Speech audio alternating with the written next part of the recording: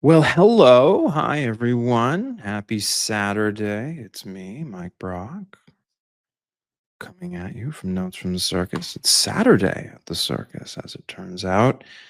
It's sunny here in beautiful Southern California, Los Angeles to be most accurate. And it's a pleasure to have you here. Welcome back if you've been here before. Welcome if this is your first time. As always, this will be recorded and so people can watch the recording of it afterwards. But I'm actually I'm gonna I don't know what should we talk about today? There's so many things going on. I'm gonna put my AirPods in here actually, just um um so I can hear the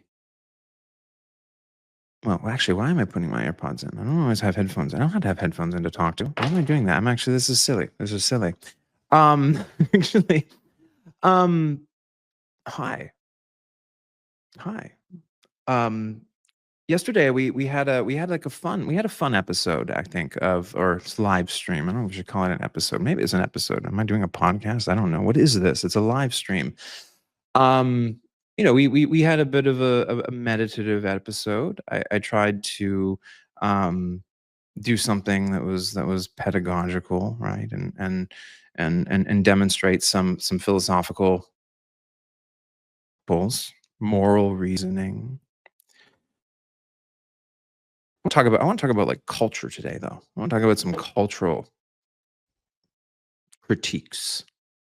I think maybe a good place to start is the wedding of Jeff Bezos and Lauren Sanchez. Um, I've been reading. It really. I mean, surely you've heard of this. It's hard not to have noticed that that Mr. Bezos has uh, you know uh, had his nuptials with Miss Sanchez. Um, and it really is. Uh, there is something really like culturally poignant about it, and I think a lot of people can kind of been picking up on it. Where there's a sort of a vulgarity to it, right? I think a lot of people feel that for many reasons. Uh, when I look at it, when I sort of observe this display, of extreme ostentation, right? It has to be said. Um, beyond ostentation, right? Ostentation, like one might even say obscene, right? Display of private wealth colonizing, one of humanity's great public treasures, right? Venice, right? As the backdrop of their wedding. It's the circus made literal, right? In my sort of like, mythopoetic stance, or poetic framing, right? It's the example of an authentic civic space transformed into a private performance venue right before all of our eyes, right? Um, in Venice, right? Venice carries, right, some symbolic weight, right? It's the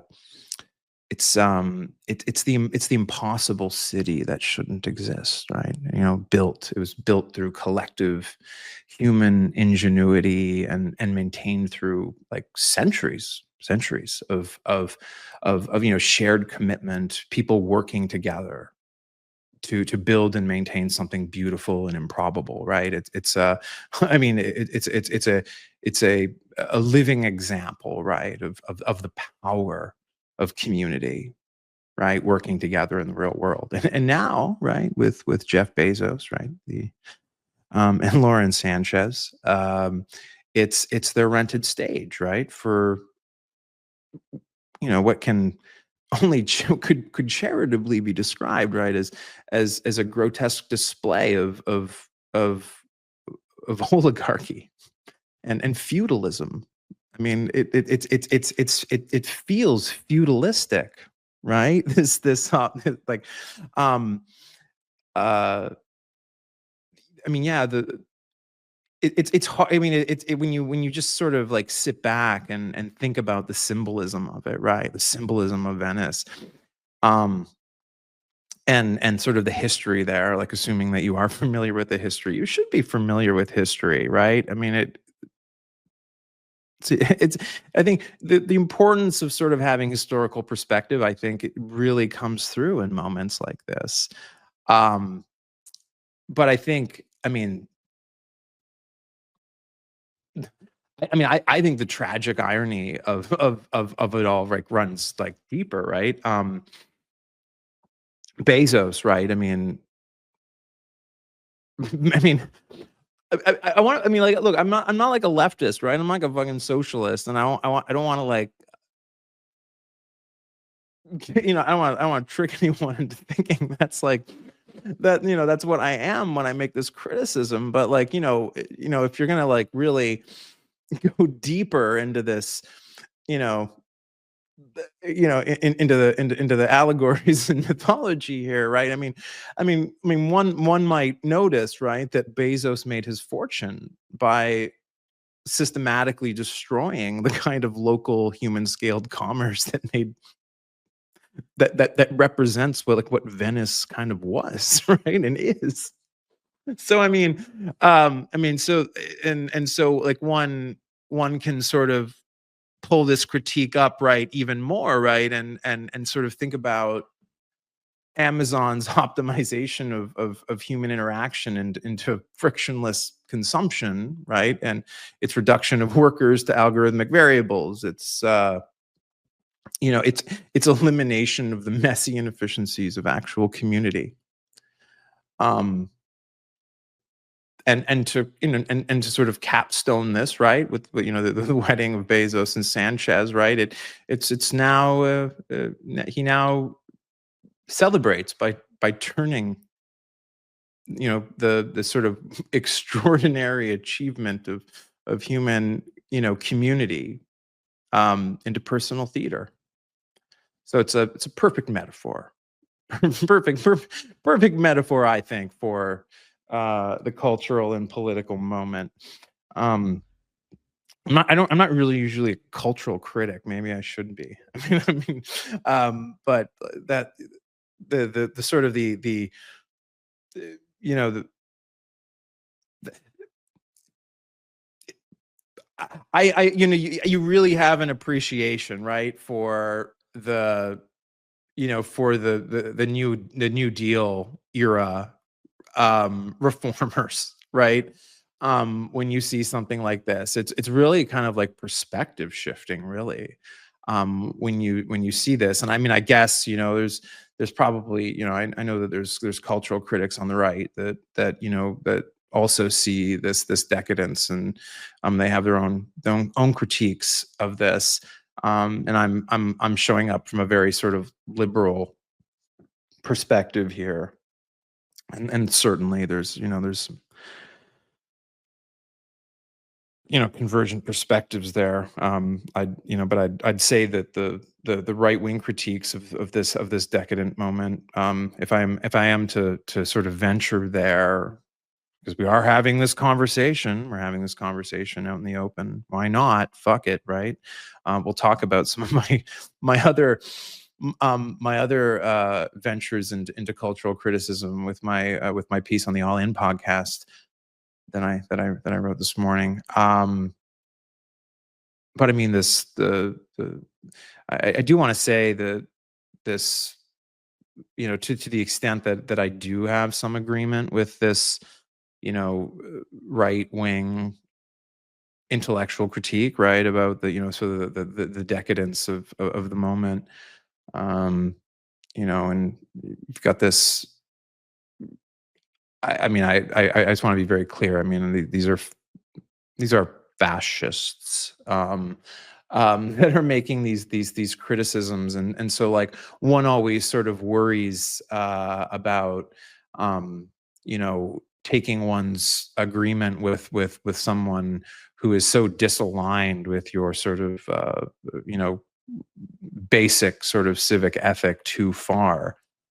um but yeah, you have this passage press and these sorts of conversations, which I've been trying to pay a little bit more attention to. Um, it- you know, it's dark and Nietzschean, as one might expect. Um, and sort of like frames things right in terms of like dynamism and stagnation. You saw that kind of come through in the Peter Thiel interview with Ross Douthat. Um, I have and I have like pretty. Uh, I mean, I have pretty like scathing like moral critique of sort of that stance there, right? That and there's like they get another conversation. There's other like threads of this. Like we can talk about vitalism at some point, which is I think a really sort of interesting thread of like right wing intellectual thought. That's all the rage in some of these circles. Um, so I do I mean I've been trying to pay more attention to these arguments. But I mean they're fascists. Just to be clear, right? Just to be clear. I mean, there's no doubt about this. That they are in fact fascists. And I'd be happy to debate them on some of these points if they disagree. But let's talk about the All In podcast. I wrote a piece about that today, right? I wrote the All In besties. We got Jason Calacanis and David Sachs, Chamath Palihapitiya, and David Friedberg. Um, I mean, my take on them was quite scathing, right? If you haven't read it, you should read it. Um, I've gotten some feedback, private feedback, as well as some public feedback. I'm going to respond to some of the public feedback I got.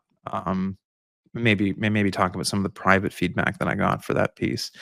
And I want to talk about, and once again, we're talking about culture, right? We're talking about culture today. And so a lot of these things I'm going to talk about are very like very deep sort of, you know, cultural criticisms. And well, let's just go. I mean, let's not over intellectualize it. You can follow me as we go. I think I'm easy to follow, right? So my stance is that these men are. I said they're evil, right? And that's a really strong word, right? To call someone evil. What does one mean by that? What do you mean that they're evil? And this, of course, was the nexus of a protest by at least one person. I don't know where I put it. I don't know what tab I like buried this in, but eh, you know, it elicited a response that mirrored you know a response that I had gotten sort of privately from somebody who's a mutual friend of of myself and one of the besties. I'll not gonna like out them, but this sort of perspective on how when you say something like this, right? And I found the comment, but I'm going to complete my thought before I come back to that. Um, this sense of like, well, Mike, you're sort of you're not going to convince anyone when you say something like that. You're calling someone evil, right? That ends the argument. You're not going to convince them. I mean, I agree with this. This is a very very good, very good observation that I'm not going to convince them by calling them evil. I mean, it you know I think that when I think about throwing around the word evil, I try to be quite precise about my use of it and describe like why I think it's evil. And I think I did take care to sort of like tend to I think the necessity of spelling out what that evil is. I think I did that in the piece and gave a definition. But of course, the protest still comes. Like, how can you say something like that? How can you say something like that, Mike? You can't call them evil. These are people doing their best, just trying to make, the best decisions they can for the um okay. Sure. But anyways, I want to read this comment. The comment comes to me from Aaron Hanna. Hope I'm pronouncing that correctly. He says to me, readers should listen to the same All In podcast that Mike did because they will interpret it very differently, even if you end up equally critical of the hosts. This is not good versus evil, which is the author's framing. Oh, I've been very uncivil. This analytical lens is way too simplistic. Uh-oh. Have I become Manichean in my moral reasoning? Uh-oh. Okay. Well, let's continue. Um, the kind of rational calculations the author considers immoral, evil, are exactly the kind of calculations that leaders have to make all the time. Ooh. These four men are men of great responsibility. I must understand this. I mean, their portfolios, are valued in the billions of dollars. After all, sorry, I'm just going to keep reading. Take, for example, the bombing of nuclear facilities. Is that obviously immoral evil? I mean, no, but I mean, we can talk about that. I mean, I'm kind of a moral philosopher, so I mean, if we want to have that conversation, we can. But like, I don't understand like why we're having this conversation. I don't think it has anything to fucking do with my point. But I mean, this is a example, I think, of a non sequitur in this person's protest. But I digress. I continue. Might Israel have fought a much longer war with more civilian casualties if we hadn't bombed them as precisely? I mean, Aaron, I mean, I don't know if you're here. I don't know if you'll ever see this, but and I did respond to Aaron in text, but for the sake of you, the listener, and those watching me, I might suggest that like I don't understand like why you're talking about this at all. I didn't mention Israel at all. Really, in terms as a policy matter, I talked about their analytical detachment, the inappropriateness of their register, talking about the war as investment opportunities. I wasn't opining on these matters. But anyways, I digress. I'm going to continue. Um, is it not strange, Aaron continues, that US presidents pre-Trump all argued that Iran must never have nuclear weapons, and yet let Iran continue to inch towards nuclear weapons, even though Iran pretty clearly had no intention to stick to civilian uses, only the claim? I mean, this person wants to have a different argument than what I'm having. I mean, my argument was that these men are evil because they are essentially prioritizing their own power and wealth to the exclusion of our collective inheritance as a society, right? Our democratic, Republican institutions in the United States. And so I'm making a moral claim about the role that they're playing as civilizational actors, and I'm saying that they're evil in that context. So I don't know what the fuck this has to do with with like Iran, but like okay. Um, let's continue. Um, must they couch their analysis in the language of empathy and human rights to be moral or legit? Okay. Anyways, I think they were genuinely shocked at how effective the bombing ceasefire seems to have been, and were a little bit giddy. Okay, so Aaron, it's like what are you saying here? Like you're saying to me that I should like grant them the sort of like the sort of like a moment of what, right? Like to celebrate the win, some foreign policy win of Donald Trump, to which they've like tied their political identity and fate, and that I should grant them the space to celebrate. Like, what are you talking about, Aaron? This is fascinating because Aaron's really saying that I'm being rude here, and I take the claim very seriously that I'm being rude and inappropriate and incivil by calling these men evil. But let's continue on. Uh, weren't a lot of us a bit stunned, irrespective of our wealth or partisan affiliation? I mean, okay. My point is not to defend the podcast gang. Okay, all right. So that wasn't his point. That wasn't his point. His point wasn't to defend them. Okay. Well, all right. So, okay, what is his point? Let's find out. They certainly have their moral blind spots. On that, we agree, Aaron. They certainly do have moral blind spots. I agree with you on that.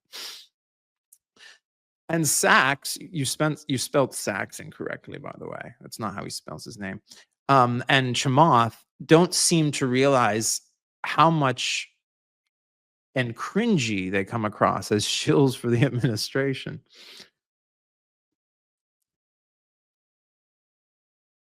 So it's interesting, right? Like, because he's like, there's like this, he's almost like agreeing with me, but disagreeing with me.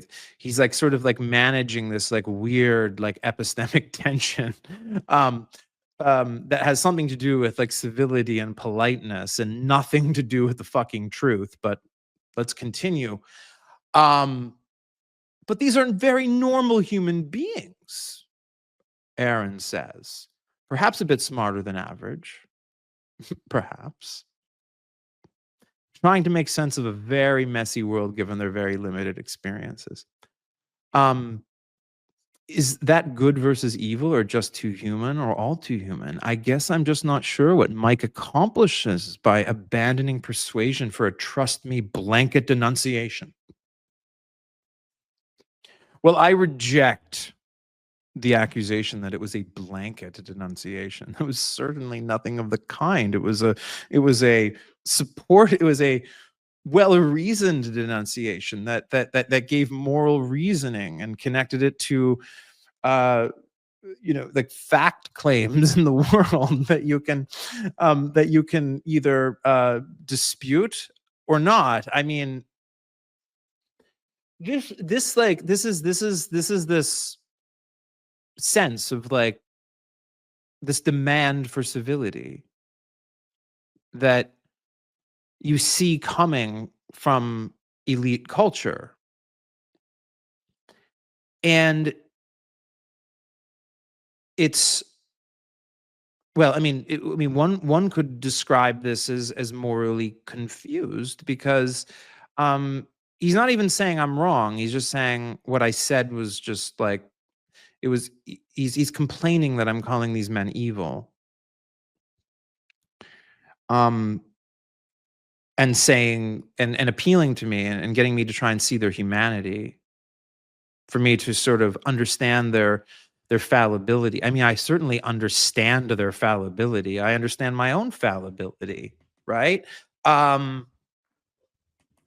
think being a intellectually honest person requires epistemic humility, and Aaron sort of, he sort of tilts towards that notion, when he says that, they're just normal human beings trying to make sense of a very messy world given their very limited experiences. But here's the problem. These men have a lot of power. They have a lot of power. They have economic and political power. David Sachs has political power. He's part of this administration. He defends this administration.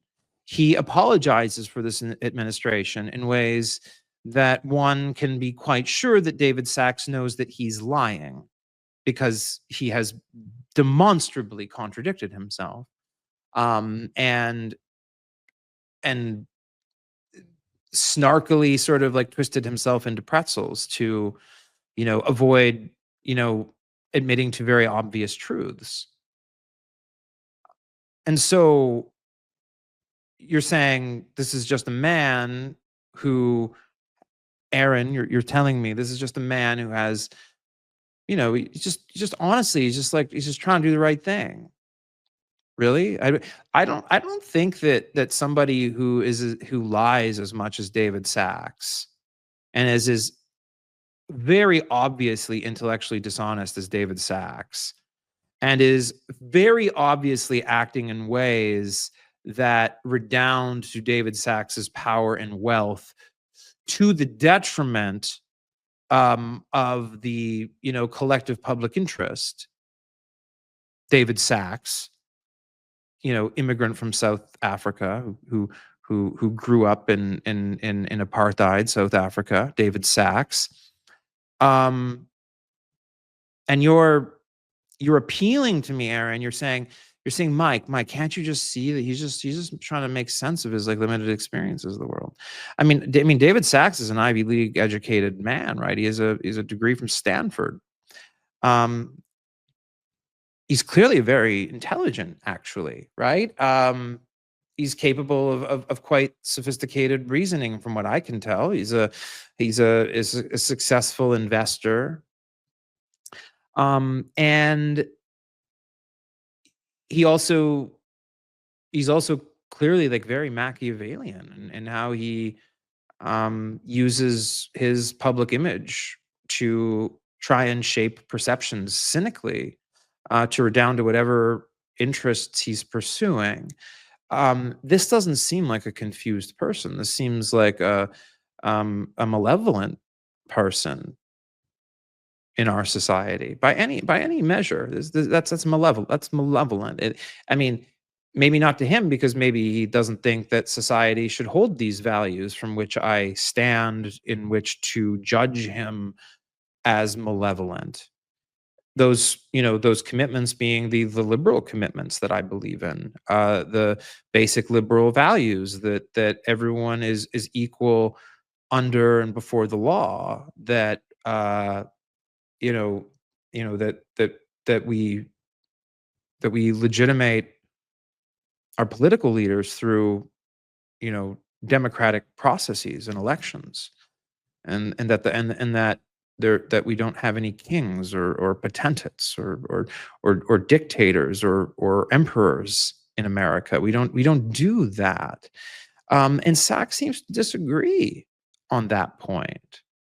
That makes him an enemy, I think, right, of the American Republic.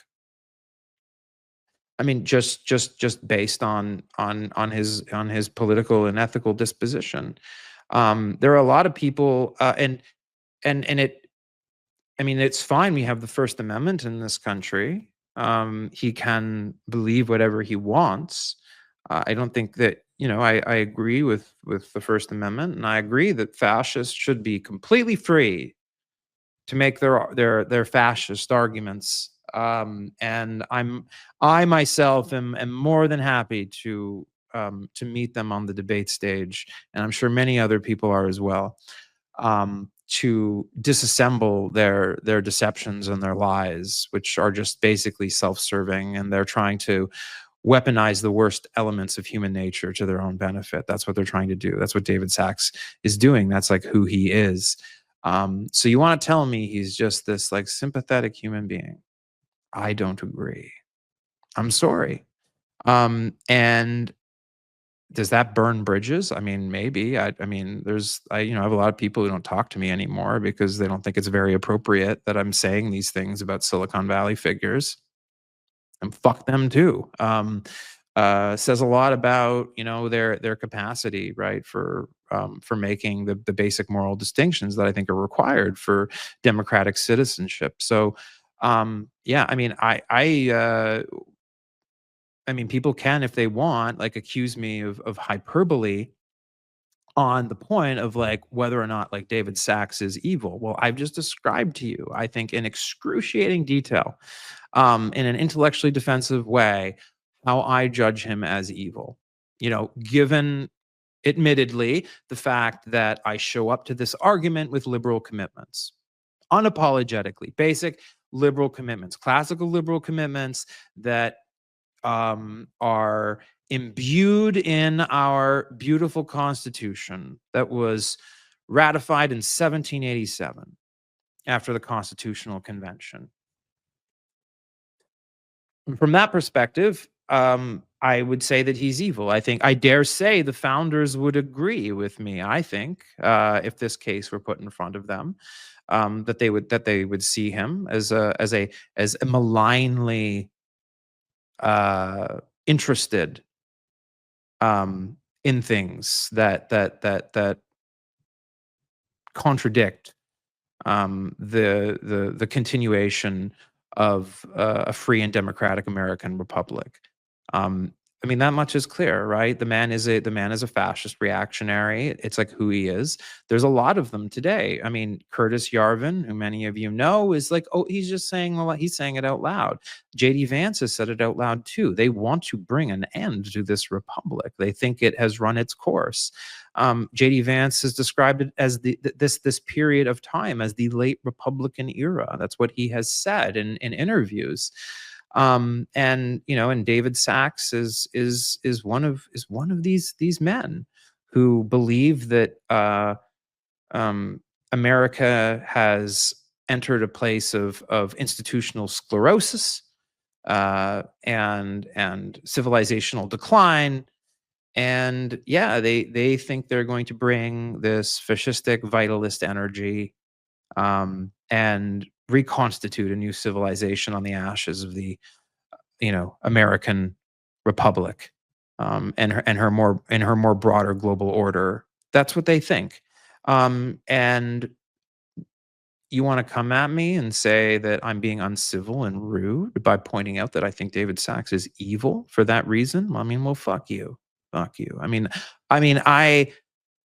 I think at some point, if one is to take seriously the notion that we are a nation, a free nation, a democratic nation, a proud and now almost 250-year-old republic that has been a project of continuous, human flourishing and expansion. Obviously, our country's history is filled with many moral tragedies, but moral victories.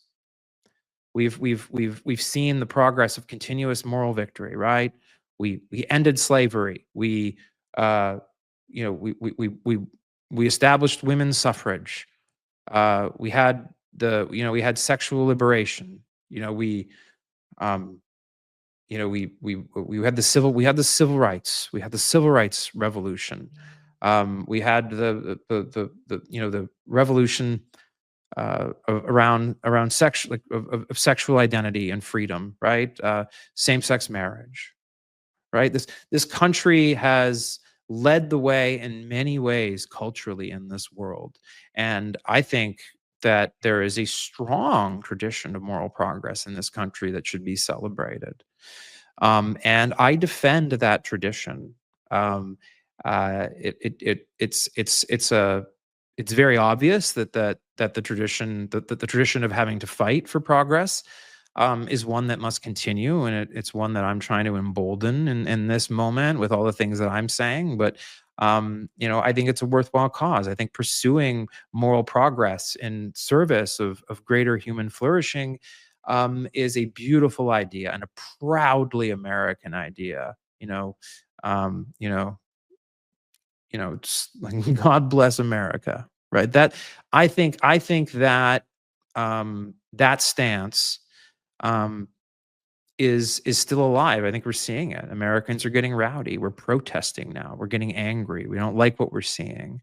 But yes, these disgusting men on the All In podcast, um, they stand opposed to that idea. They see it as empty rhetorical flourish, empty sentiment, a bunch of like bullshit cultural excess that gets in the way of efficient capital allocation. Well, we'll see about that, won't we? Right? You know, we're seeing the beginnings, right, of it, of a populist backlash against capital. And like I said, I'm not anti-capitalist. I'm a liberal, but I mean, I mean, I don't this notion that Mandami's primary election win in New York City is going to be the thing that kills the Democrats' chances. I mean, I don't think so. I think culturally, there's a, I mean, this goes back, I think, right, to the cultural pathology that we see on display with Jeff Bezos and Lauren Sanchez's wedding that we talked about at the beginning of the stream. Um, People are getting pretty disgusted by this, including, I mean, even conservatives, like even like, moderate kind of conservatives, never Trump conservatives. Like when you listen to them, right, on the Bulwark podcast and stuff like that, they're saying these kinds of things too, right? I mean, you can kind of see it. I was watching, a podcast on the Bulwark. I don't remember which one it was, but it was with Bill Kristol and Tim Miller, and you can kind of see it's like they're kind of like struggling to criticize Mandami, too much, even though he's not really their cup of tea, and they're struggling to criticize him because what we're talking about here, because these like corrupt fucking oligarchs um are literally trying to like seize control, right, of our constitutional and legal inheritance. And and yeah, it becomes harder for people who like have a belief, right, or the basic belief in like the rule and law in our institutions, to sort of fault like, people supporting someone like Mandami who's promising to go after people like that, right? I mean, a lot of, and I am like, I mean, I do think that like a lot of these policies, rational policies, can be achieved with I think more centrist fusionist approaches. Although I will say some things, I do think we need to raise taxes, like in this country. Like we do have to deal with this budget deficit, and that means the rich have to pay more fucking taxes. That's just math. Um, but but I mean, like the cultural backlash that I think is coming for people like you know David Friedberg and Jason Calacanis and David Sachs, and Chamath Palihapitiya. I mean, it's like the late 19th century all over again, right? We're in another gilded age, and people are really, really pissed off now that they're starting to figure out what's going on. I mean, you know, the the wealth of sort of Amazon, of sort of like faceless consumerism, you know, holding the most opulent wedding that the world has ever seen in Venice, I think is, I mean, it it points to, a moment of like extreme moral crisis for the world. This is an extreme moral crisis, right? I mean, I think I was saying to someone like earlier today, I mean, I'm not a Christian, like I'm not a, but you go, but I'm familiar with Christian mythology enough to sort of like, like start like, like, like struggling, like not to see some sort of like, allegories here, right? I mean, they're really, I mean, it to some extent, right? The tech right is like Sodom and MAGA's like Gomorrah, right? In this moment. Uh, it's like a moment of like complete like moral collapse. Um, and it's hard to unsee, like, once you see it, and you can kind of feel it in the air, right? Um, and I think that's why actually a lot of people might be surprised why you're seeing a lot of centrists, um, sort of not necessarily freaking out about Mondami, actually. I mean, you see some of them are, right? Some of these arch conservatives and stuff are freaking out. But I think you're seeing a lot of moderates who are sort of more muted, and I think it's recognition, right, of this cultural moment of like, holy shit, um, these, you know, historically rich and powerful men, um, have completely, completely, um, you know, taken over our political sphere and are currently in the process. And I know that people are going to point out, some objections that come from the tech right here, and we can talk about that. But this convergence of interests in our Congress right now, around the big beautiful bill, um, it's just obscene, right? I mean, they're trying to thread a needle. They're trying to thread a needle, and it's a very disgusting. And apparently, the Senate is voting on the bill right now at this very moment. Maybe if there's if the there's if some result is determined, maybe I can have a hot take reaction. But the obscenity of the fact that what Republicans are trying to do right now, very clearly, is one, they do understand at some level that the bond market is only going to give them so much leeway before we enter into a serious sovereign debt spiral. They get that. They know that there's some moment of crisis coming.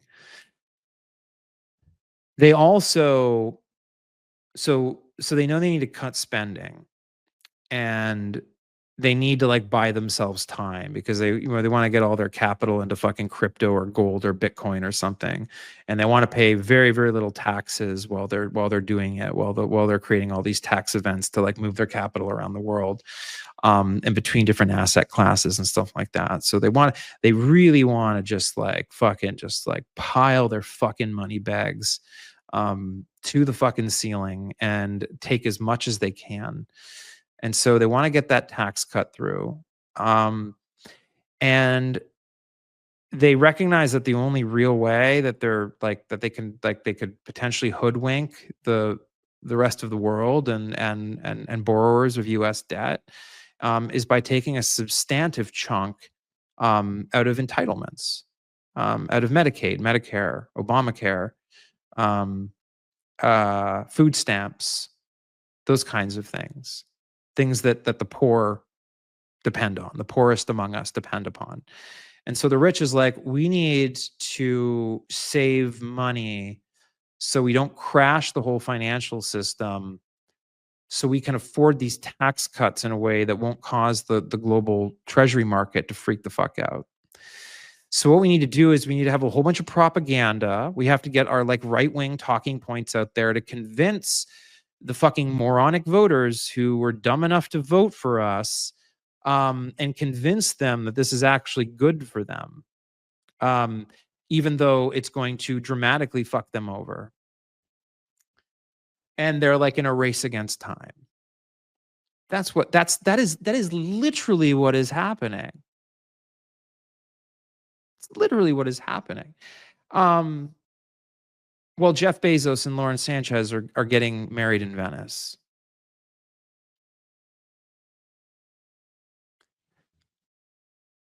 I think. I mean, what is one to say about that, right? This is moral collapse. This is moral crisis. Like far beyond even the political crisis that we find ourselves in. This is an extreme moral crisis of prodigious proportions. Um, like we are literally living in a biblical Sodom and Gomorrah moment. And yeah, I mean, I think the time has come, right? Uh I think the time has come for justice, right? And I hope, that that's what happens, right, in the midterms next year, and I hope that's what happens in 2028. That there is a popular, hopefully cross ideological movement in this country that agrees that it needs to band together, take back power on basic democratic principles, and then have a serious conversation about the relationship between capital and power in this country. And a lot of people are going to need to go to fucking jail because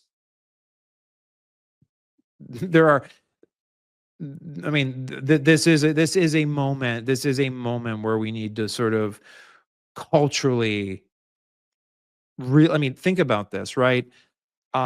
These motherfuckers, and we should note that this bill in the Senate quadruples the funding of ICE, Immigrations and Customs Enforcement, which has been brutalizing American citizens, uh, literally blowing doors open with explosives, with American citizens, women and children inside, to deport people. This is like really happening. Um, Innocent people have been renditioned to a fucking foreign gulag in El Salvador. And these like elite people want to talk about civility. They want to quadruple the funding for that. You want you want us to be reasonable and go easy on you when we finally take our country back? I mean, is that what you expect to happen here? After this vulgar display of state violence and your corruption, your conflicts of interest, the funding uh, of sedition, of seditious political activity, to subvert our constitutional way of government and deny it and try to deny us the inheritance of our founding and our historical forebearers. You expect that we're just gonna sing fucking kumbaya in 2029? No, that can't be the answer. And honestly, I think that any political coalition that comes together, I will be very, very disappointed if they promise pardons in the cause of national unity or something like that. No, this is a civil war of a kind. This is a moral civil war, and we need to win it. And the actors that have committed these historical crimes against our country. I mean, the shutting down of USAID was completely fucking illegal, by the way, and unconstitutional. And hundreds of thousands of people are going to die as a result of that. Trump coin? Are you fucking kidding me? Yeah, I mean, there's no like there's no let bygones be bygones come 2029. Um, when we take this country back. Like, you motherfuckers are going to jail. That's the message. I mean, you've crossed a line. And I think that's the energy that we need that we need to have in this moment. It's time to take the moral high ground. There's nothing, at this point. I just want to say, we talked a little bit about the anti-woke reactionaries. I get it. Yeah, I mean, these leftist identitarians. I mean, they can get pretty fucking crazy. We're not talking about that anymore. I mean, if you're on the left right now, you're a liberal, you're a centrist, you're part of the sort of the Democratic coalition or independents who plan on voting against this motherfucking shit, you have nothing to apologize for. These people should be on their knees begging while they repent, for the moral sins that they visit upon all of us, that we're all paying the price for, by the way. They've put us in existential danger. So no, no. I mean, we are going to have trials. That's what's going to happen. And if these motherfuckers try to pardon themselves, we're going to have a conversation about like what we do about that, because that's an unacceptable outcome as well. So anyways, that was my cultural critique and sort of moral judgment on society for today. That was fun. That was cathartic. I got some stuff out. I hope you enjoyed it. I hope you guys are having a happy Saturday. Um, um, Sorry if I got a little bit heated there, but that's how I feel. So have a wonderful day, everybody, and remember what's real.